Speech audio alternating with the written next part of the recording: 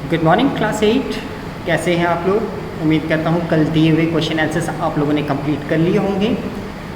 आज हम एक नई पोइट्री पढ़ने जा रहे हैं, the ant and the cricket. ये स्टोरी के रूप में आपने इसको कई बार सुना होगा कि हमें समय रहते काम कर लेना चाहिए, नहीं तो बहुत मुसीबतें होती हैं। उसी पे बेस करके ये स्टोरी लिखी हुई है, ये पोइट्री लिखी हुई है। ये एक तरह का फेबल है। अब आप सोच रहे होंगे फेबल क्या चीज़ है, तो यहाँ पे आपको दिया हुआ fable is a story often with animals as character that conveys a moral. एक ऐसी स्टोरी जिसमें हम जानवरों को एक कैरेक्टर के रूप में, एक किरदार के रूप में प्रस्तुत करते हैं और वो हमारी कहानी का एक सारांश देती है, एक मोरल देती है। ऐसी स्टोरीज़ को हम फेबल कहते हैं, जिनमें सबसे प्रमुख है हमारी पंचतंत्र की कथाएं। आप सभी ने सुनी होंगी। इस पंचतंत्र की कथाओं में आपको अलग अलग कैरेक्टर्स मिलेंगे। कछुआ बोल रहा है, घोड़ा बोल रहा है, शेर बोल रहा है। ये सब क्या है, आपके फेबल्स हैं। और पंचतंत्र से हमें शिक्षा मिलती है, तो फेबल है। This poem about an ant and a cricket contain an idea of far reaching significance. इस जो पोएट्री हम पढ़ने जा रहे हैं, इसमें एक चींटी है और एक क्रिकेट है। क्रिकेट बोले तो झींगुर। झींगुर समझते हैं, जो रात में किर किर किर किर आवाज़ करती है जी। तो इसमें एक आइडिया दिखाया गया है कि क्या होता है, which is as true as 4 leg cricket and as of a 2 leg one. ये थोड़ा सा पहेलीवाचक है कि 4 पैरों की क्रिकेट के साथ साथ ये 2 पैर के भी क्रिकेट है। ये 2 पैर के क्रिकेट क्या होते हैं, इस पोइट्री के एंड में हम आपको बताएंगे। Surely you have seen a cricket that has 2 legs. और यहाँ पे पोएट कह रहे हैं कि निश्चित तौर से आपने ऐसे क्रिकेट जरूर देखे होंगे जिनके 2 पैर होते हैं। अब वो 2 पैर वाले क्रिकेट कौन से हैं, मैं आपको बताऊँगा थोड़ी देर में। पोइट्री शुरू करते हैं। A silly young cricket accustomed to sing through the warm sunny months of gay summer and spring began to complain when he found that at home his cupboard was empty and winter was come. एक सिली young cricket है। सिली बोले तो बेवकूफ़ type का। accustomed to sing, accustomed means होता है जिसको उसकी हैबिट पड़ गई हो। वो दिन भर गाना गाना, दिन रात हमेशा गाना गाने में उसको मज़ा आता था, वो गाना गाता था। Through the warm sunny months of gay summer, जब गर्मी का मौसम आया, जो सनी मंथ्स थे, यानी जिस मौसम में, जिस महीनों में बहुत तेज़ गर्मी होती है, सूरज चमकता है समर के समय में। एंड स्प्रिंग, ना सिर्फ समर बल्कि स्प्रिंग सीजन, वसंत ऋतु में भी वो गाना गाते हुए अपना पूरा समय पार करता। began to complain when he found that at home his cupboard was empty and winter was come. वो अब उसको चिंता होने लगी। यहाँ कंप्लेन से मतलब है वो अपने आप से चिंता करने लगा, सोचने लगा, ऊपर वाले को कंप्लेन करने लगा। जब उसने देखा उसके घर में कि उसके घर का जो कपबोर्ड, कपबोर्ड मतलब वो स्थान जहाँ पे हम अपना राशन वगैरह रखते हैं। हमारे किचन में एक कपबोर्ड होता है जहाँ पे रैक जिसको आप कहते हैं, जिसमें हम अपना अनाज वगैरह थोड़ा बहुत निकाल के डब्बे में रखते हैं। तो उसने देखा कि हमारा कपबोर्ड बिल्कुल खाली हो चुका है और सर्दियों का समय आ गया है। अब क्या होगा, क्योंकि क्रिकेट्स जो होते हैं ये गर्मी के सीज़न में बाहर निकलते हैं, खाना पीना खाते हैं और ठंडियों में जा कर के सो जाते हैं। ऐसे ही पोलर बियर्स के बारे में आपने सुना होगा, जो कि ठंडियों में सो जाते हैं ताकि उनका मेटाबॉलिक एक्टिविटीज़ कम हो जाए और वो ज़िंदा रह सके बिना खाने के। ऐसे ही ये जो क्रिकेट होते हैं ये भी सर्दी के दिनों में अपनी एक्टिविटीज़ को कम कर देते हैं और खाना पीना खा के सो जाते हैं। पर अब यहाँ क्रिकेट के साथ प्रॉब्लम क्या है, उसके पास खाने को कुछ है ही नहीं। क्यों नहीं है खाने को, क्योंकि उसने गर्मी के समय में जब उसको अपने लिए सारा सामान इकट्ठा करना था, वो तो सारा समय गाने बजाने, खेलने कूदने में बिता दिया। Not a crumble to be found on the snow covered ground, not a flower could he see nor a leaf on a tree. जमीन पे उसको, यहाँ क्रम्बल से मतलब है, सॉरी क्रम्ब का मतलब है कि रोटी का जो थोड़ा बहुत टुकड़ा होता है, यानी यहाँ रोटी से मतलब नहीं, यहाँ मतलब है खाने का कोई भी वस्तु। उसने देखा चारों तरफ बर्फ़ फैल चुकी है, ग्राउंड पे कोई फूल पत्ती नहीं दिखाई दे रही, यहाँ तक कि पेड़ों पे पत्ती तक नहीं दिखाई दे रही है, सब स्नो से ढक गई है, खाने को कुछ भी नहीं बचा है। Oh what will become says the cricket of me. अब ये देख करके क्रिकेट घबरा उठता है और कहता है अब मेरा क्या होगा। At last by starvation and famine made bold, all dripping with wet and all trembling with cold, away he set off to a miserly ant to see if he to keep him alive would grant. यहाँ पे वो कहते हैं कि आखिरकार भूख से ग्रसित होके, स्टारवेशन मीन्स भूख से ग्रसित होकर के, एंड फेमिनिन मीन्स खाने की कमी से। अब खाने की कमी है और भूख से लगभग वो मर रहा है। आखिरकार उसने एक कड़ा फैसला लिया, बोल्ड का मतलब कड़ा फैसला लिया। ऑल ड्रिपिंग विद वेट, रास्ते भर भीगता हुआ गया, एंड ट्रेमलिंग विद कोल्ड, ठंड से कांपता हुआ किसके पास पहुंचता है? Away set off to a miserly end, एक कंजूस चींटी के पास पहुंचता है। To see if to keep him alive he would grant, कि इस उम्मीद से कि उसको ज़िंदा रखने के लिए शायद वो चींटी उसकी कुछ मदद कर दे। Him shelter from rain and a mouthful of grain, he wished only to borrow, he would pay it tomorrow. और उसके पास वो पहुंचता है कि जब ये बारिश हो रही है, यानी जो बर्फ़ गिर रही है और साथ में बारिश हो रही है, इस बारिश में वो उसको रहने के लिए आसरा दे दे और खाने के लिए mouthful of grain. Mouthful of grain क्या है? ये एक तरह का हमारा उपमा है, जैसे हम कहते हैं मुट्ठी भर अनाज। तो मुट्ठी भर अनाज का मतलब सिर्फ मुट्ठी भर नहीं है, उसका मतलब है थोड़ा सा अनाज। ऐसे माउथफुल ग्रेन का मतलब सिर्फ मुंह में भरने लायक नहीं, पेट भर के एक बार खाने के लिए या थोड़ा बहुत खाना आप कह सकते हैं। और वो उनसे बोरो करने के लिए पहुंचा है। बोरो मीन्स उधार मांगने के लिए पहुंचा है, जिसको वो कल चुकाएगा। If not he must die of starvation and sorrow, और अगर उसको नहीं मिलता है तो वो निश्चित तौर से भूख से और दुख से मर जाएगा।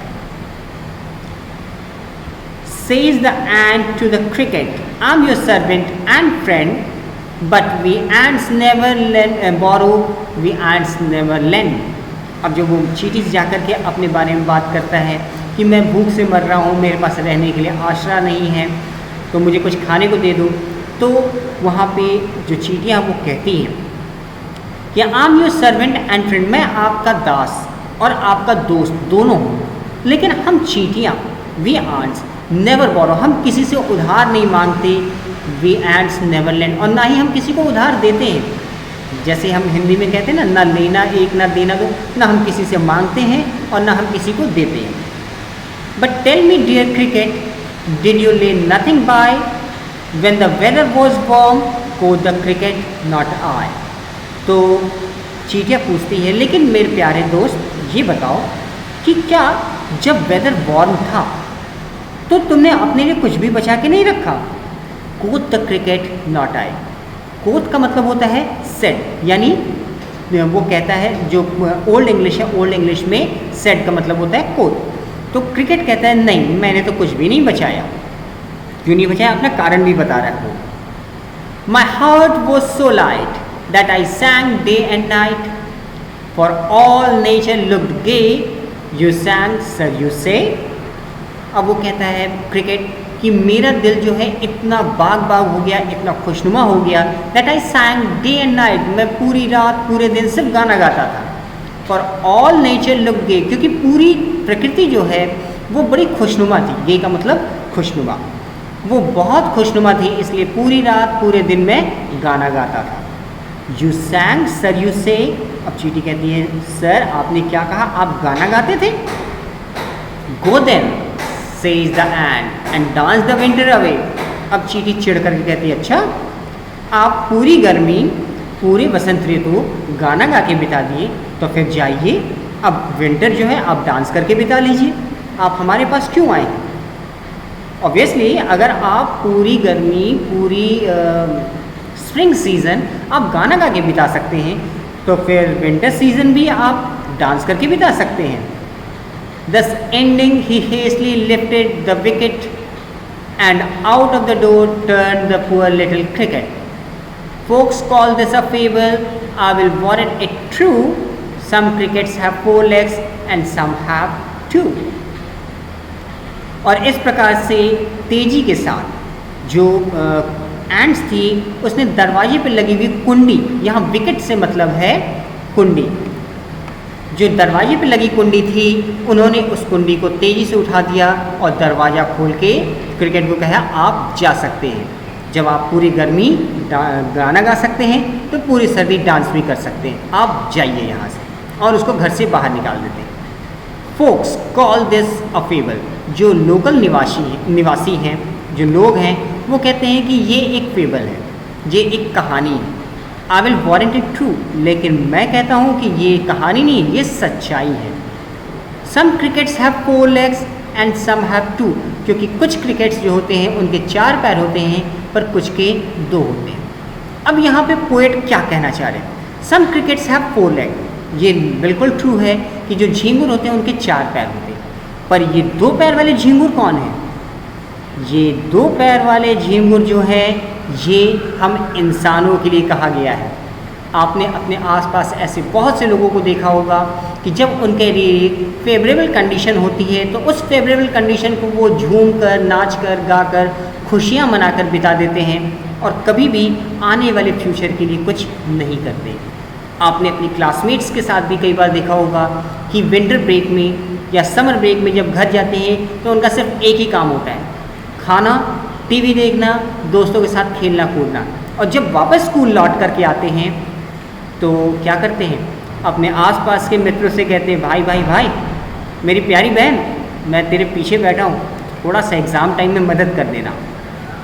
कहते हैं यस, ऐसे ही लोगों को कहा गया है द क्रिकेट हैविंग 2 legs, 2 पैरों में चलने वाले इंसान जो इस क्रिकेट की तरह काम करते हैं, जो अपने फेवरेबल कंडीशन को ठीक से यूटिलाइज नहीं करते हैं और बाद में इन क्रिकेट की तरह रोते हैं और चींटियों के पास यानी उनकी मदद मांगने के लिए दूसरे लोगों के पास पहुंचते हैं। तो आपने देखा कि यदि आप सही से काम नहीं करते हैं तो चींटियां भी यानी आपके मददगार जो हैं, आपके फ्रेंड जो हैं, वो भी आपका साथ नहीं देंगे और आखिरकार आपकी हालत बहुत बुरी हो जाएगी। अब यहाँ पे हम आपको समरी के रूप में बता रहे हैं कि इस पूरी पोएम में क्या हुआ है।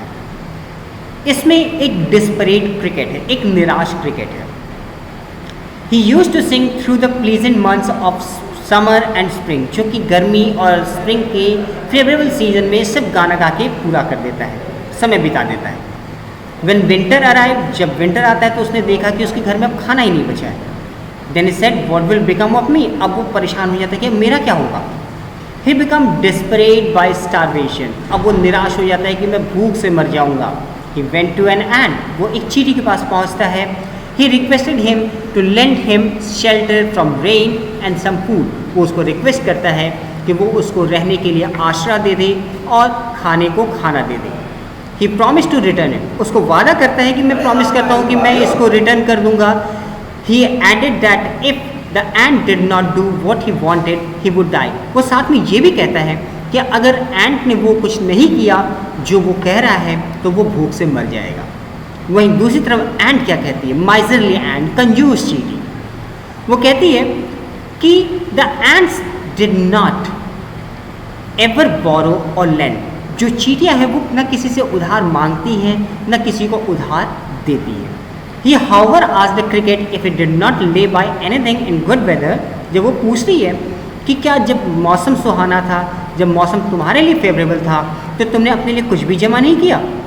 The cricket replied he was very glad in that pleasant weather, in his happiness he kept on singing all the time. तो क्रिकेट जवाब देता है कि वो प्लीजेंट वेदर जब था तो वो इतना खुश था कि वो पूरे समय गाना गा के खेलकूद में मस्ती में बिता दिया। At this the ant advised him to pass away the winter by dancing, saying so the ant turned the cricket out of his house।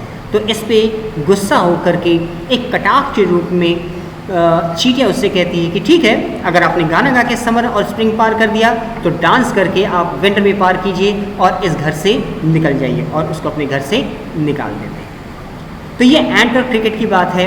अब हम देखते हैं इसका मोरल क्या है। तो ये जो स्टोरी है, the poet ends his story with a moral. He says that this is not a fable but truth. Poet कहता है कि ये फेबल नहीं, ये सच्चाई है। He goes on to add that some human beings are also like the cricket of the story।